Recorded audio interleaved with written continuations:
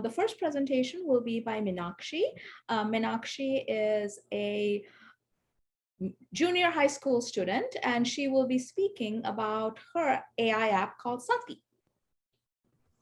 All right, let me just share my screen.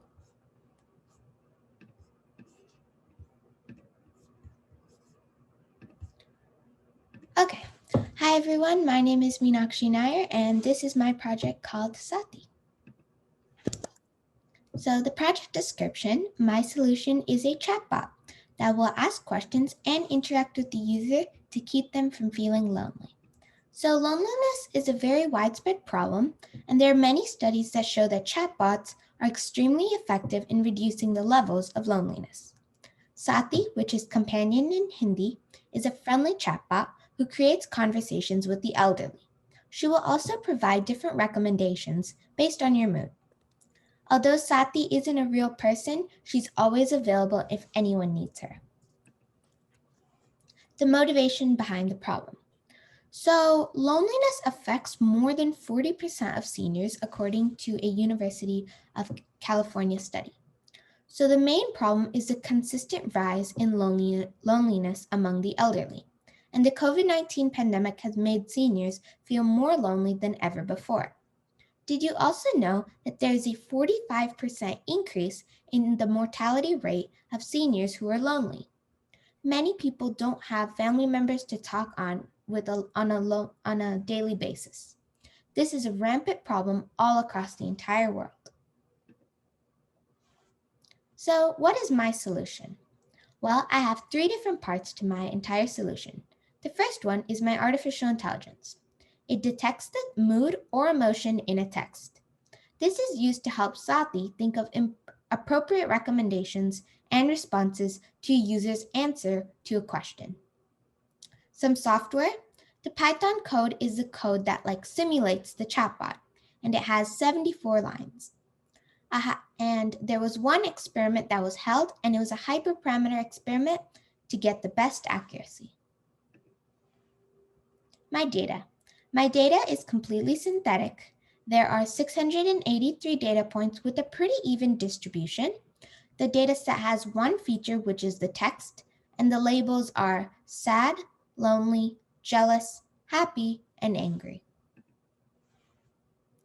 So here is a bar plot showing the distribution of the moods in my data. So it is pretty fairly distributed, but it is clear that there are less data points for lonely and jealous than sad, angry, and happy. My artificial intelligence. So the algorithm that I used was MLP classifier, and the accuracy was about 88.3%. The hyperparameters are on the left, and the most prominent ones were the hidden layers, which is 200, the learning rate, which is 0.02, and yep. So I also used 2 other algorithms, but they did not get as much accuracy as the MLP classifier. So that was the random forest classifier with 83.9% and k-nearest neighbors with 84.67%. So my software. So here's an architectural diagram that shows how my Python program works. So first, Sati will give it an introduction, and then she'll ask the user a question. It will be a random question, and there's various questions that she could ask. The user can type their response, and my artificial intelligence will detect the mood, and it will give a reaction based on the mood of the user response. Then Sati will ask the user if they want a recommendation based on their mood. And if they would like one, she will give the recommendation. And it will loop back to the question and continue asking questions, thereby creating a conversation between the elderly and Sati. And it will continue until the elderly decide they would not like to talk to Sati anymore for that day. Experiments and results. So here is my confusion matrix. As you can see, the AI usually confuse happy and sad sometimes, and this might be because there are some confusing data in my data set. Other than that, the confusion matrix is pretty evenly distributed. So my experiment, the experiment that I held was with hyperparameters, And here are the things I found out. So in hidden layers, when I decreased the number of hidden layers, the overall accuracy decreased to 86 from 88. When I also decreased the learning rate by just halved it, it became 84%. And the max iterations, when I doubled it, it also decreased. And after playing around with these hyperparameters, I found that the best accuracy I got was 88%. So some of my learnings. So one big mistake I made was switching the feature and the label names in my CSV file. And the reason Navigator didn't work was because there would be almost 700 unique labels then. And this is how it would look when it was wrong. And another important thing I learned was not to have an infinite loop because my IDE froze and I quickly realized a mistake. So here is my project. This is all of my Python code, and as you can see, there are 74 lines. And let me run.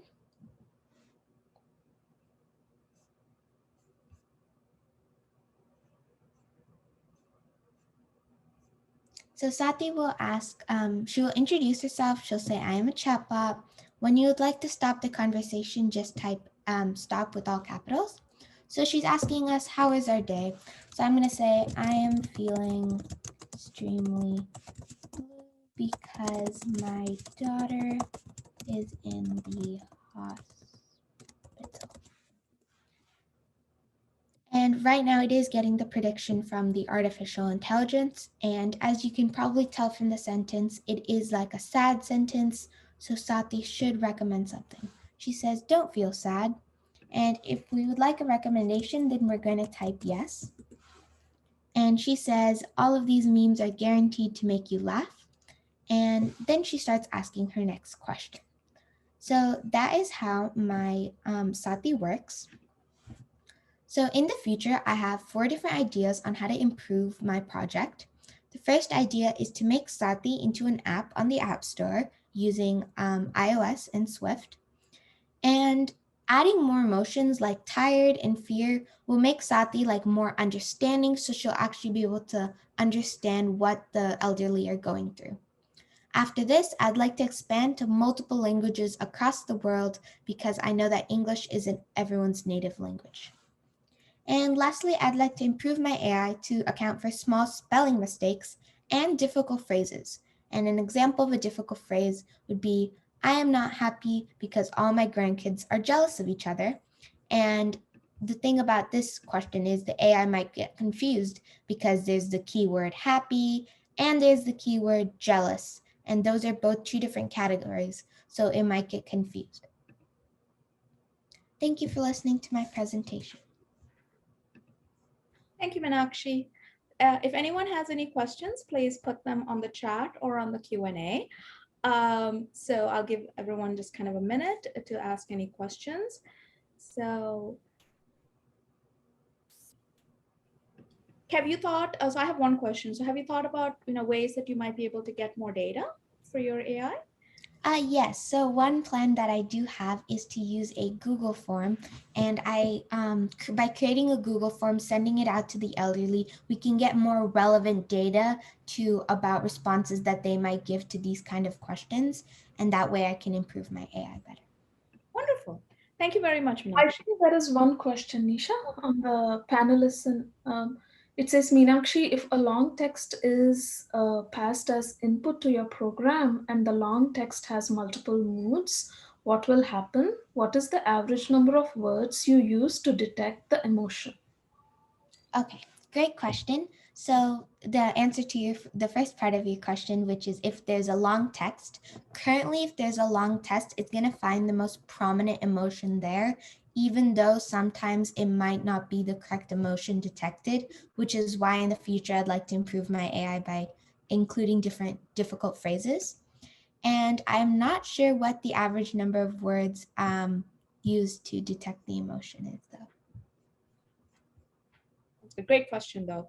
So thank you very much, Meenakshi.